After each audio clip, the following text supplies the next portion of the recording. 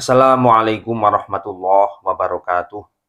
Bismillah, alhamdulillah, wassalatu wassalamu ala rasulillah wa ala alihi wa sahbihi wa mawalah. Allahumma sholli ala sayyidina Muhammad wa ala ali sayyidina Muhammad. Saudaraku sekalian, ketika kita membaca Al-Quran, kita pasti akan ditemukan dengan salah satu surah yang namanya menggunakan simbol keluarga tertentu, yaitu surah Ali Imran. Sering muncul di tengah-tengah kehidupan kita, yaitu pertanyaan, siapa sebenarnya Ali Imran yang dimaksudkan dalam Al-Quranul Karim. Jadi perlu diketahui teman-teman, bahwa nama Ali Imran disinggung langsung dalam Al-Quran surah Ali Imran ayat 33 sampai 34. A'udzu billahi minasyaitonir rajim. Bismillahirrahmanirrahim. Innallaha astafa Adama wa Nuhan wa ala Ibrahim wa ala Imrana 'alal 'alamin. Dzurriyyatan ba'duha min ba'd. Wallahu sami'un 'alim. Yang artinya, sesungguhnya Allah Subhanahu wa taala memilih Nabi Adam, Nabi Nuh, dan keluarga Ibrahim, dan juga keluarga Imran, melebihi segala umat yang ada di muka bumi ini, sebagai satu keturunan, yang sebagiannya keturunan bagi yang lain. Dan Allah Maha mendengar dan Maha mengetahui. Saudaraku sekalian, surah Ali Imran adalah surah yang ketiga dalam mushaf Al-Quran. Surah ini termasuk surah Madaniyah, yaitu diturunkan di Madinah, yang memiliki 200 ayat. Kata alu bermakna keluarga, sedangkan Imran adalah kakek dari Nabi Isa alaihissalam atau ayah dari Maryam. Berarti Ali Imran adalah keluarga Imran. Perlu diketahui bahwa Imran bukanlah nabi atau rasul. Akan tetapi beliau adalah orang solih di zamannya yang memiliki keturunan luar biasa. Namanya begitu viral, begitu masyhur, hingga diabadikan dalam Al-Quranul Karim. Karena model keluarga Imran adalah simbol keluarga ideal bagi seorang muslim. Keberhasilan keluarga Imran dalam mendidik anggota keluarganya bisa kita lihat dari sikap dan karakteristik anggota keluarganya. Keluarga Imran adalah keluarga yang memiliki sikap dan perilaku mulia. Dan kelebihan ini sangat dirasakan dan dibuktikan oleh masyarakat di zamannya.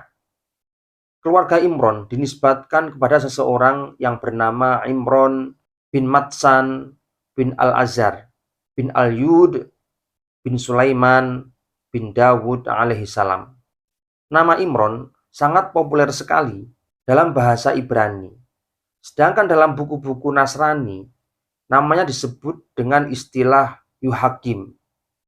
Keluarga Imran merupakan keturunan cabang terakhir dari keturunan Bani Israel yang beriman.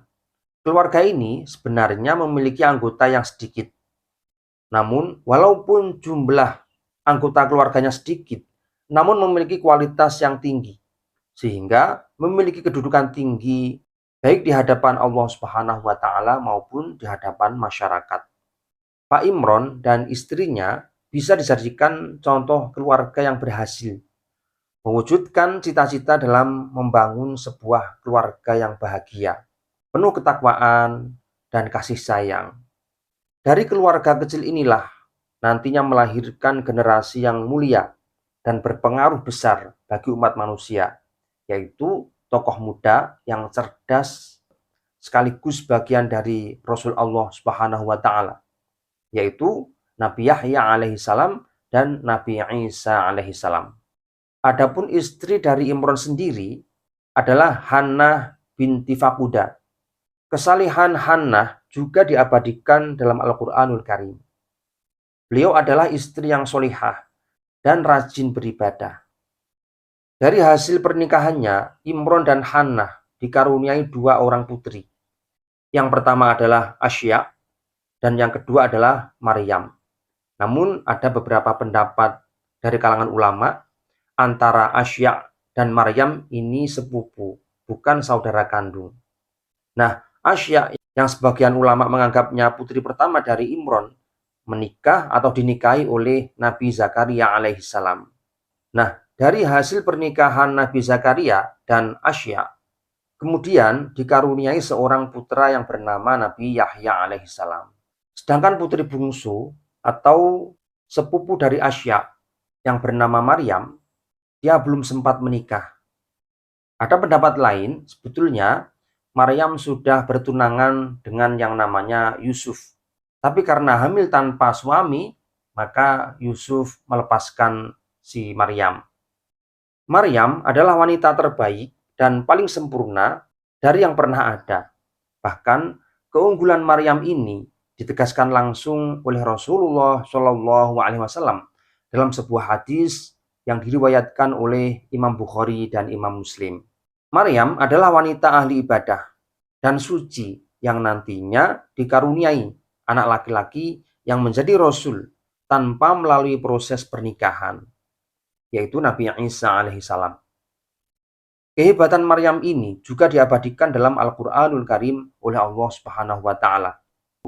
Setelah Maryam wafat, orang-orang Yahudi melemparkan tuduhan keji terhadap Maryam, yaitu sebuah julukan yang kotor bahwa Maryam adalah wanita pezina atau wanita jalang. Namun Al-Qur'anul Karim yang jauh lebih akhir turun dibandingkan Injil justru membersihkan nama Maryam.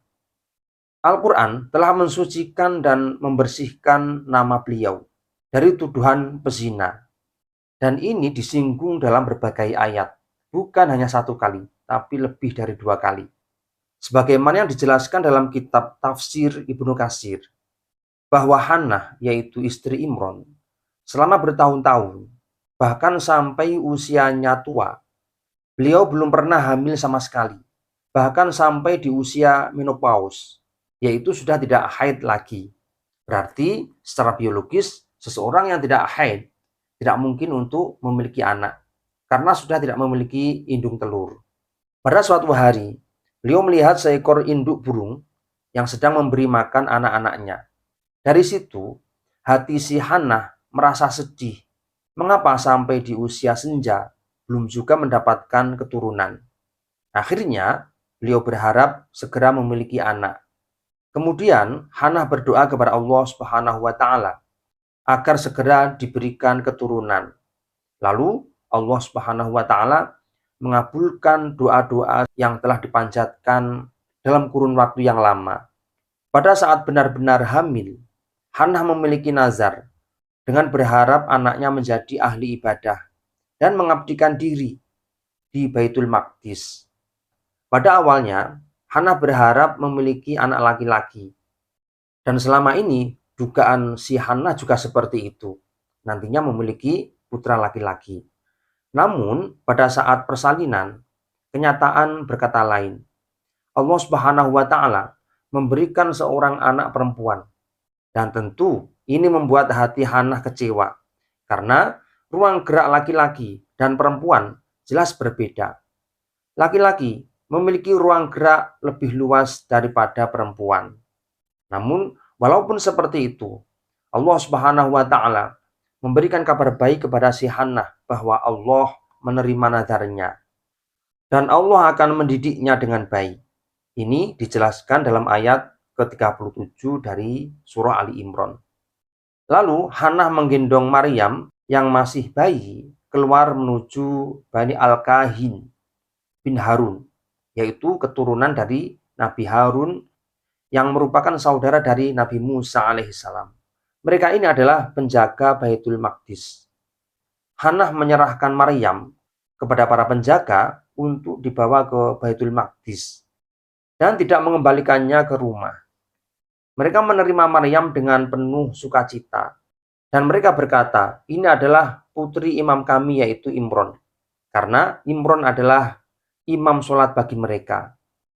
Lalu Nabi Zakaria berkata, serahkan anak perempuan itu kepadaku, karena bibinya adalah istriku. Atau dalam riwayat lain, karena kakaknya menjadi istriku. Namun mereka menolak. dan tetap kekeh menganggap Maryam adalah putri dari Imron. Akhirnya mereka membuat undian dengan pena, yang mana pena itu digunakan untuk menulis kitab Taurat. Dan ternyata undian jatuh pada Nabi Zakaria alaihissalam. Dan ini merupakan mukjizat bagi Nabi Zakaria alaihissalam untuk memilih Maryam sebagai anak yang dirawat. Dan hasil dari undian itu kemudian dijadikan pengesahan sebagai pengasuh Maryam. Di tengah-tengah lingkungan Bani Israel inilah Maryam bertumbuh kembang hingga menjadi wanita terhormat dan ahli ibadah. Maryam binti Imron memiliki sejumlah kemuliaan luar biasa. Di antaranya yang pertama yaitu dijauhkan dari setan. Perlu diketahui bahwa setiap bayi yang lahir ke dunia pasti menangis karena mereka didatangi oleh setan, kecuali Maryam dan Nabi Isa alaihissalam. Oleh karena itu, kelahiran Maryam dan Nabi Isa tidak pernah disentuh atau didekati oleh setan. Dan ini dijelaskan dalam hadis riwayat Imam Ahmad. Kemudian kelebihan kedua yang dimiliki oleh Maryam adalah dia menjadi orang yang tekun beribadah. Di dalam masjid Baitul Maqdis, Nabi Zakaria alaihissalam memberikannya ruang khusus bagi si Maryam yang disebut dengan mihrab. Dan di mihrab inilah Maryam menghabiskan waktunya untuk beribadah kepada Allah Subhanahu wa taala. Dan siapapun tidak boleh masuk kecuali Maryam sendiri. Selain tekun beribadah, Maryam memiliki akhlak yang terpuji dan mulia, sehingga dia menjadi teladan bagi kalangan Bani Israel. Kemudian kelebihan yang ketiga yang dimiliki oleh Maryam yaitu mendapatkan makanan dari surga. Ini juga diabadikan dalam Al-Quran, di mana pada saat Nabi Zakaria alaihissalam menengok Maryam di mihrabnya, beliau menemukan buah-buahan yang aneh, yaitu buah-buahan yang tidak ada di musimnya. Pada saat musim hujan, Nabi Zakaria menemukan buah-buahan di musim kemarau. Pada saat musim kemarau, Nabi Zakaria menemukan buah-buahan di musim hujan. Begitu seterusnya. Tentunya itu sangat mustahil terjadi di dunia nyata. Ketika Nabi Zakaria bertanya, "Dari mana buah-buahan itu, wahai Maryam?" Lalu Maryam menjawab bahwa buah-buahan itu adalah pemberian Allah Subhanahu wa taala. Dan ini juga diabadikan di dalam Al-Qur'anul Karim. Kemudian kelebihan yang keempat yang dimiliki oleh Maryam yaitu kemampuan berbicara dengan malaikat. Selain para nabi dan rasul, Maryam dikenal sebagai manusia yang sering berbicara dengan malaikat, khususnya malaikat Jibril. Kemudian kelebihan yang kelima yang dimiliki oleh Maryam adalah mampu berjuang menghadapi kesulitan dan fitnah. Namun, beliau tetap sabar dan pantang menyerah, termasuk pada saat melahirkan Nabi Isa alaihissalam di tempat terisolasi atau di tempat terpencil, karena Maryam dikucilkan oleh masyarakat yang menganggapnya melakukan perzinahan sehingga dianggap aib oleh masyarakat. Dan pada saat melahirkan Nabi Isa alaihissalam, Maryam berada di tempat tersendiri atau tempat terisolasi. Saudaraku sekalian, dalam surah Ali Imran ayat 47, di situ dijelaskan bahwa Allah Subhanahu wa taala menunjukkan kuasanya, yaitu mentakdirkan Maryam bisa hamil tanpa menikah.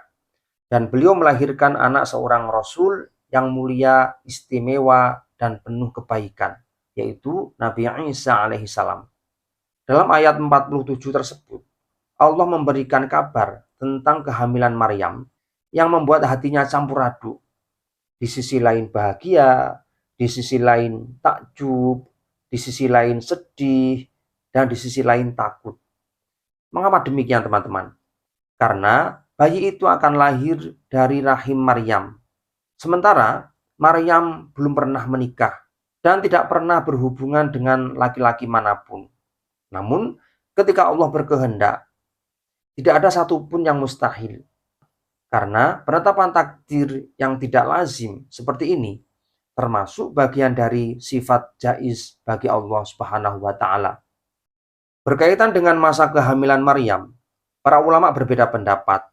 Ada yang mengatakan bahwa Maryam hamil selama 1 tahun, 8 bulan. Dan ada yang mengatakan Maryam hamil 9 bulan, sebagaimana layaknya kaum wanita. Dan ada yang mengatakan Maryam hamil hanya 3 hari. Wallahu a'lam. Karena semuanya tidak ada dasar sumber yang valid, yang bisa dipercaya sampai hari ini. Sehingga para ulama berbeda pendapat berkaitan dengan masa kehamilan Maryam dalam mengandung Nabi Isa alaihissalam. Sejak kecil, Nabi Isa alaihissalam sudah menunjukkan kemuliaannya, dan beliau selalu mendapatkan bimbingan ibunya, yaitu diajari baca dan tulis. Kemudian Nabi Isa alaihissalam juga mendapatkan pengajaran dari Alkitab, yaitu kitab-kitab yang diturunkan oleh Allah Subhanahu wa taala sebelumnya, termasuk kitab Taurat. Yang kemudian beliau menerima kitab sendiri, yaitu kitab Injil. Selain itu, Nabi Isa alaihissalam juga mendapatkan ilmu hikmah. Nabi Isa alaihissalam juga memiliki nama-nama lain. Di antaranya adalah Al-Masih, yang artinya diurapi dengan berkah. Kemudian ada nama Ruhullah atau Ruhul Kudus, yang artinya ruh yang diberikan Allah tanpa proses hubungan biologis. Nabi Isa alaihissalam atau Yesus diberikan beragam mukjizat yang luar biasa. Di antaranya adalah yang pertama, bisa berbicara sejak bayi, yaitu pada saat Maryam kembali ke masyarakat dengan membawa bayi Nabi Isa. Nah, masyarakat tersebut menuduh si Maryam dengan berbuat zina. Dan Nabi Isa alaihissalam yang masih bayi menepis tuduhan masyarakat kepada si Maryam. Nabi Isa menyatakan secara tegas bahwa ibunya bukan pelaku zina. Kemudian mukjizat yang kedua yang dimiliki oleh Nabi Isa alaihissalam yaitu mampu menyembuhkan orang buta dan penyakit kusta atau penyakit yang lain. Baik penyakit itu diderita sejak lahir atau penyakit yang baru. Dalam penyembuhan penyakit, Nabi Isa alaihissalam cukup meletakkan telapak tangan di titik yang sakit, dan atas izin Allah penyakit itu segera sembuh. Kemudian mukjizat berikutnya yang dimiliki oleh Nabi Isa alaihissalam yaitu mampu menghidupkan orang mati. Dan ini dibuktikan dengan sebuah kisah yang sangat populer, yaitu pada saat Nabi Isa alaihissalam menghidupkan seseorang yang bernama Lazarus, yang pada saat itu sudah meninggal selama 4 hari. Cara yang digunakan oleh Nabi Isa untuk menghidupkan Lazarus yaitu berdoa kepada Allah Subhanahu wa taala. Setelah selesai berdoa, Lazarus kemudian bangkit dan hidup kembali. Dan peristiwa ini sangat populer sekali dan diabadikan dalam buku-buku sejarah. Kemudian mukjizat berikutnya bagi Nabi Isa alaihissalam yaitu mengetahui hal-hal gaib, yaitu adanya sesuatu yang tidak bisa difahami dan dimengerti oleh orang lain. Misalnya Nabi Isa alaihissalam bisa mengetahui apa yang dimakan dan disimpan oleh orang-orang di rumah mereka. Nabi Isa hanya melihat dari luar rumah, tapi tahu apa yang ada di dalam isi rumah. Nah, ini adalah salah satu bentuk dari mukjizat yang dimiliki oleh Nabi Isa alaihissalam. Saudaraku sekalian, Nabi Isa alaihissalam diangkat menjadi nabi dan rasul pada usia 30 tahun dan membawa misi dakwah kepada masyarakat Bani Israel yang ada di Palestina. Di samping itu, Nabi Isa alaihissalam mendapatkan tugas untuk membenarkan kitab Taurat yang telah diturunkan kepada Nabi Musa alaihissalam. Nabi Isa juga melakukan koreksi terhadap kitab Taurat yang telah diselewengkan oleh orang-orang Yahudi tempo dulu, sekaligus menerima kitab sendiri dari Allah Subhanahu wa taala yaitu kitab Injil. Nabi Isa mengajak umatnya untuk menyembah Allah Subhanahu wa taala serta meninggalkan dosa, berhala, dan aneka macam kesesatan. Nabi Isa berdakwah ditemani oleh 12 orang sahabat yang disebut dengan kaum Hawariyin. Nah, kaum Hawariyin ini juga diabadikan di dalam Al-Quranul Karim.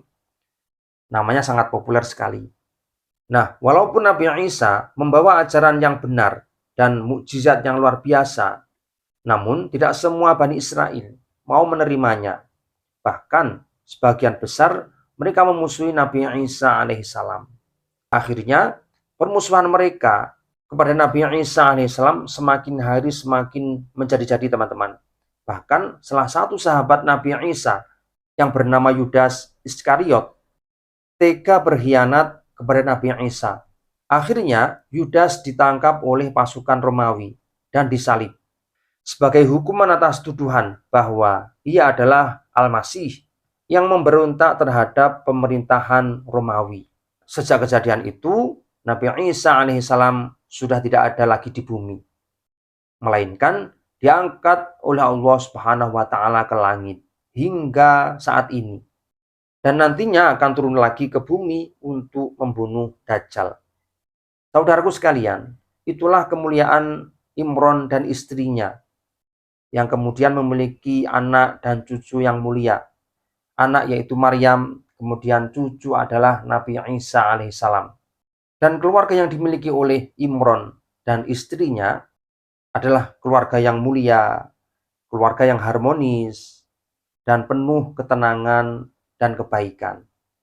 Sekian, semoga bermanfaat. Wallahu a'lam bishawab. Assalamualaikum warahmatullahi wabarakatuh.